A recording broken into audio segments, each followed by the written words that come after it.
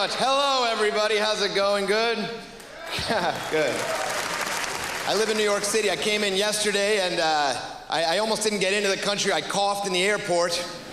Man, you don't want to do that, folks. Alarms go off. They tackle you. They drag you off to a room. They ask you questions for 2 hours. They took my temperature rectally. I enjoyed it so much, they asked me if I was here to get married. I'll tell you. It was a gay marriage joke. What happened to peace and prosperity at the end of the Cold War? Wasn't there supposed to be no more wars? Everything was supposed to get better. What happened? Now it's the most dangerous time in history. Everybody's got nuclear weapons. India, Pakistan, North Korea. India and Pakistan have nuclear weapons.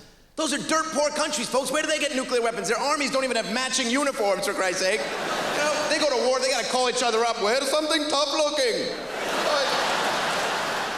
And North Korea, that's a trouble spot. Believe me, that is gonna be, any country ruled by a psycho little lunatic midget like North Korea's leader, that guy's an angry, insane maniac. He still fits in his Boy Scout uniform. You know, he's got those old lady wraparound glaucoma glasses. He's furious.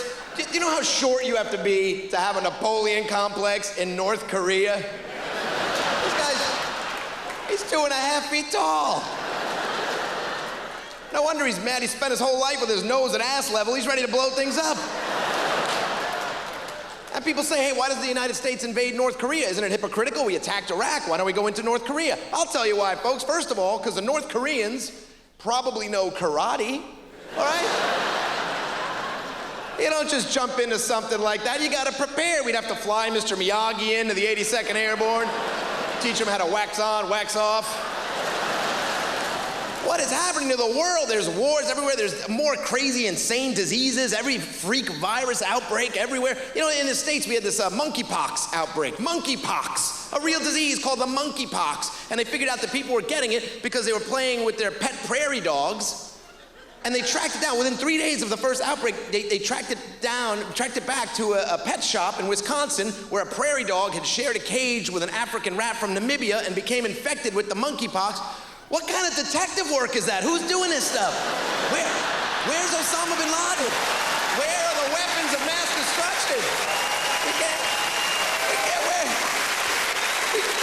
We can't find any of this stuff. We can't find any of this stuff, but we find a gopher with the sniffles in a terrarium in Madison, Wisconsin.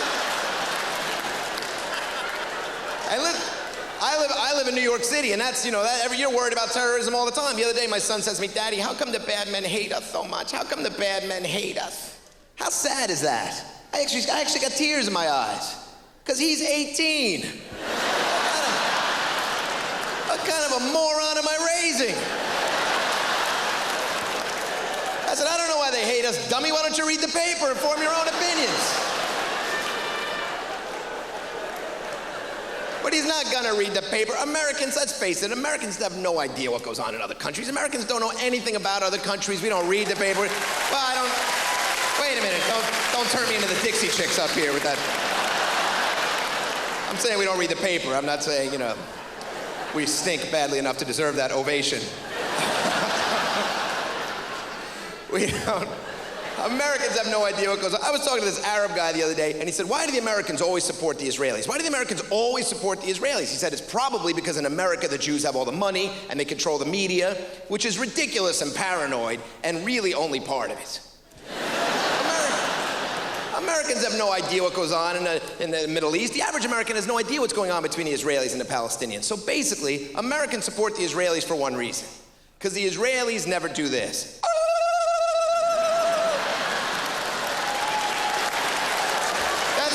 It. And the average American's like, I don't know what's going on over there, but I don't like that. I'm going with the team that ain't doing that. That I don't like. And this guy told me it stinks for him. He's always stereotyped as a terrorist. Whenever he travels, people assume he's a terrorist. And that does suck, but you know what? You know, in America, every ethnic group has a stereotype that they've had to overcome at some point in their history. I'm half Colombian and half Spanish. I don't get upset every time people assume that I'm a bullfighter. I don't. I just deal with it. It's my little cross to bear. I can't be seen with a sword or a cape. You don't think that hurts me as an American? You don't think I'd love to wear my skin-tight pink capri pants with the bedazzling on them? And we are not, you guys, you take your French pretty seriously over here, huh?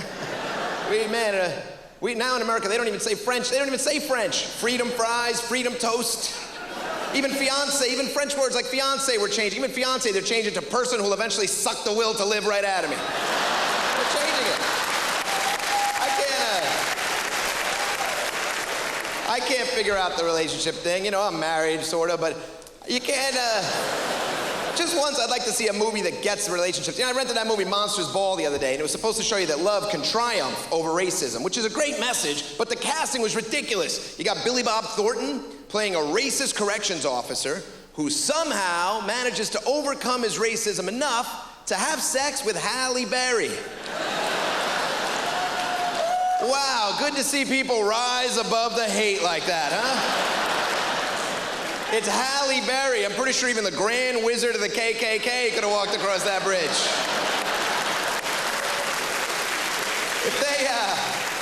If they wanted to make a big statement, it should have been Brad Pitt and Whoopi Goldberg. Thank you, everybody. Thank you very much.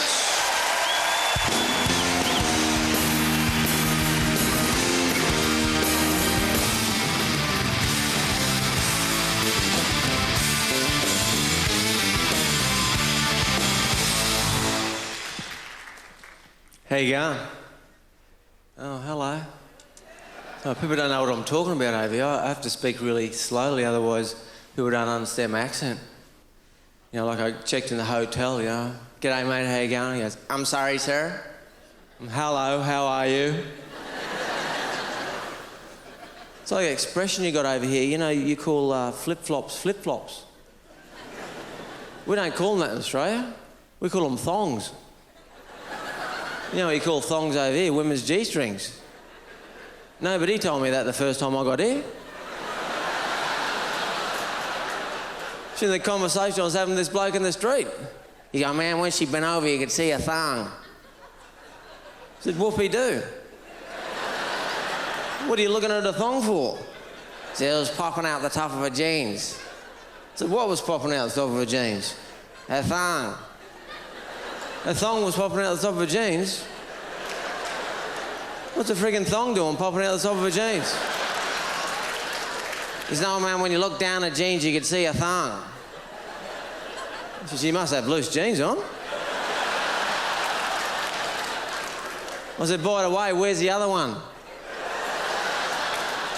He said, other what? I said, thong, they always come in twos. He said, what do you know about thongs? I said, I wear them. He said, do you? I said, yeah. He said, when? I said, when I'm feeling hot.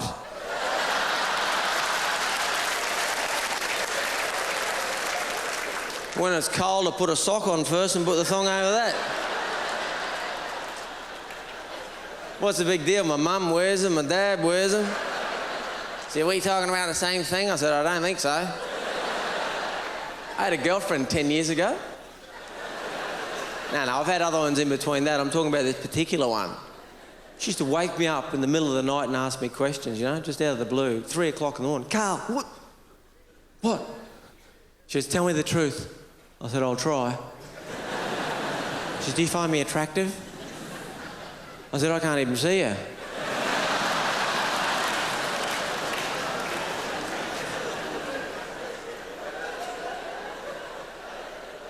I drove her mad. She went crazy because of me.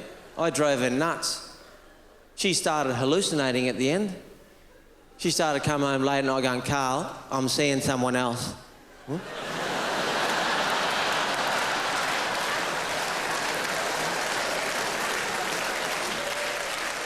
I said, there's no one here, you dickhead. She says, Carl, I'm sleeping with someone else. I said, you're not. It's me. You ever wonder where words come from? I thought about that the other day. I thought, where do words come from? At one point in history, there were no words. We were all just walking around looking at each other going like that. You know, one day someone went, hey, we need some words. Because words are just noises, right? Like, that's a noise, but it's not a word. But word is the noise for word.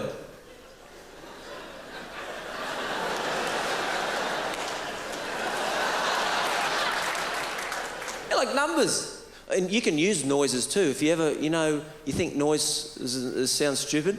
You know when people talk a lot and they won't shut up and you just want them to go and they won't? You just make a noise and that just gets rid of them. They go, oh really? I go,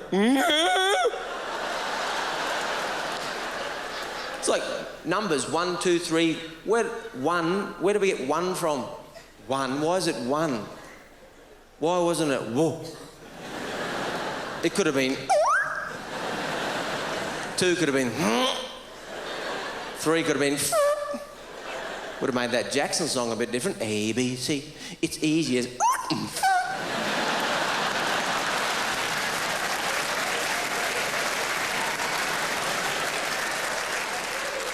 instead of saying 1,000, you could have said Now we wave with our arms. Looks stupid after a while. Could have been with our legs. G'day, mate, how you going, all right? Instead of saying see you, you might have went Would have instead of good thanks, you went Would have been fun walking in the shops these days. G'day, mate, how you going? Give us coffee and pies, thank you. How many kids you got? I've got whatever you have got. Johnny, I've told you times. Stop playing around, I'll tell your mother. How is your wife, mate? She's pretty... Oh, shit, it's 1:30. I better go. Okay, right. Thanks a lot. Good night. Thank you. Coming up...